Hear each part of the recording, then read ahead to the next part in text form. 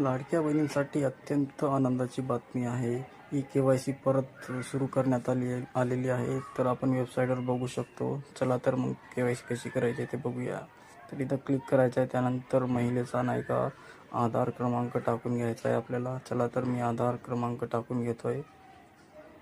त्यानंतर आपल्याला जो कॅप्चर कोड दिलेला आहे तो टाकून घ्यायचा आहे आणि मी सहमत आहे यावर क्लिक करून सेंड OTPवर क्लिक करायचा आहे.